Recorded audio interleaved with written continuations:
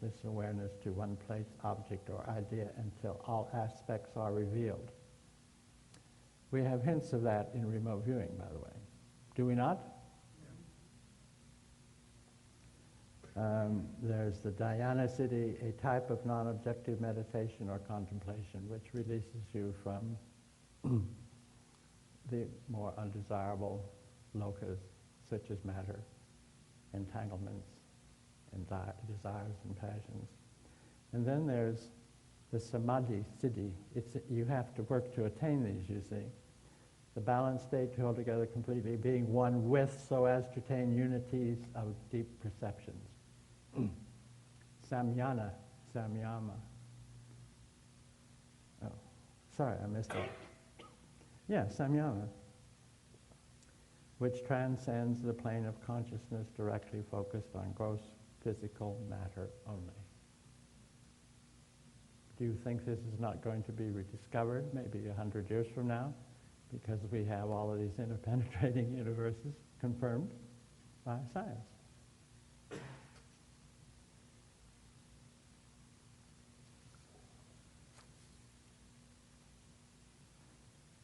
Okay, there are also the siddhis that reflect Sanskrit knowledge of telepathy, of precognition, of clairvoyance and traveling clairvoyance, which was a term that was replaced simply by clairvoyance, and the traveling part of it got lopped off, and it got to be conceptualized in the recent 30 years as out-of-body travel.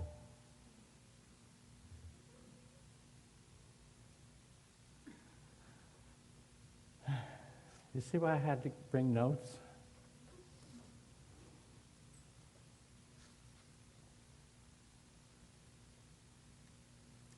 Sutra 3.37 identifies activities which awaken via samyama, spontaneous intuition that functions without conscious reasoning. So if you're walking along a cliff and your body stops without conscious reasoning, you take 3 steps back, what has gone on in your motor cortex? It takes the motor cortex to stop the body walking. It takes the motor cortex to move any motion at all. So the motor cortex has taken over because it or something like it sensed danger that you're too stupid up here to realize, and just move the body back without any conscious reasoning. This was known back in Sanskrit times, and I propose that it might have been known back 300,000 years ago when physical life was really tough, and the human species began to develop these life-saving intuitions and so forth.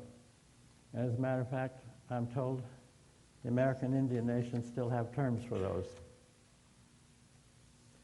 So, I mean, they do go back, they predate Sanskrit.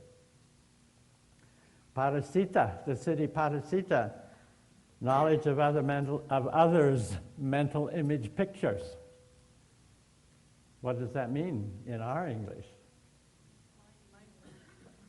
What? Mind? Speak up. Mind reading, right.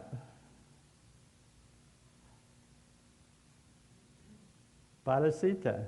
The actual whole word is Patya Yasha Parasita Janaman. Is that right? You I don't blame you.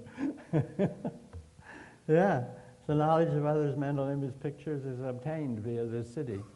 We refer to that as mind reading or telepathy, right?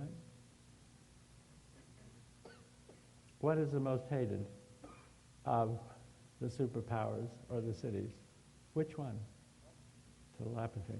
Nobody wants their minds read. Do you want your mind read? Yeah.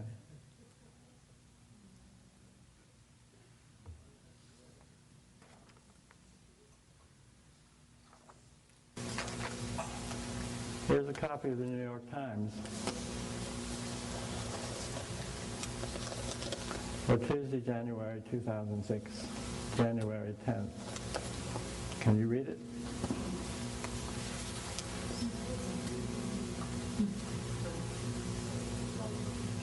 Cells that can read minds. These cells were discovered in about 1996 by two Italian researchers examining the prefrontal cortex of the brain in macaque monkeys. And they began to notice that macaque monkeys could look at each other and then get mutually excited about something and so forth. And they found the firing cells in the premotor cortex of the brain.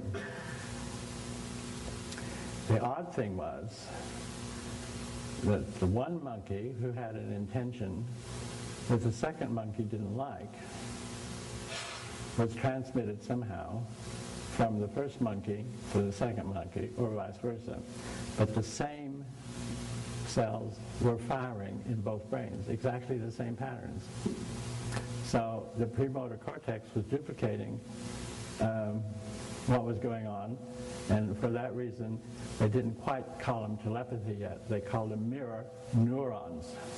This monkey's premotor cortex was mirroring what was going on here, and then they gave a definition for it.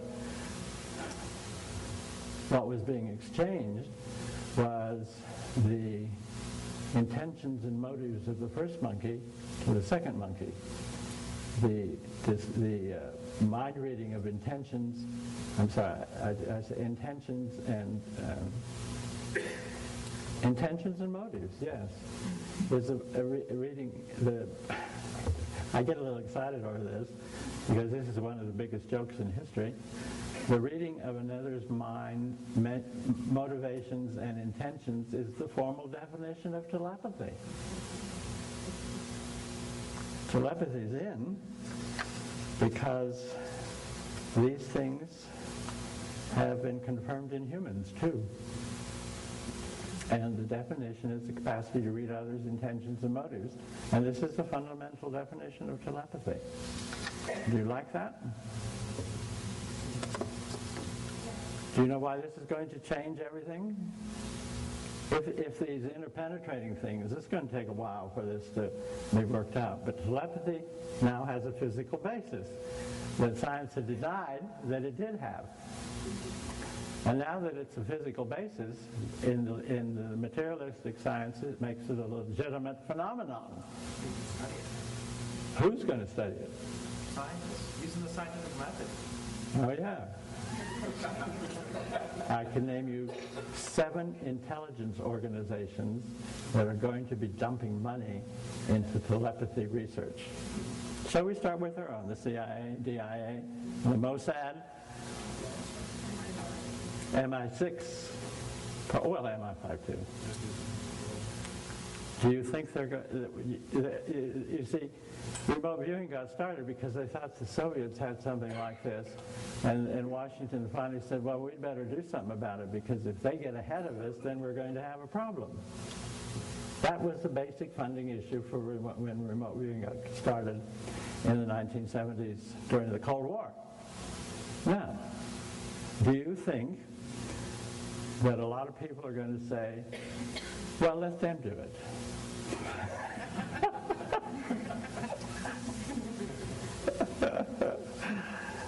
I wanted to talk a little bit about the future. I could say more. Like, can the motor cortex be trained?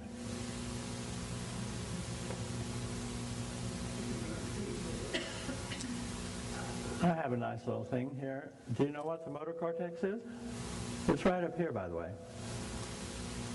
The premotor cortex is just in front of it. Do you know what else this is up here? The prime chakra, yes. Which extends through the auras. I'm going to read you a definition of the motor cortex, which you probably haven't ever heard of.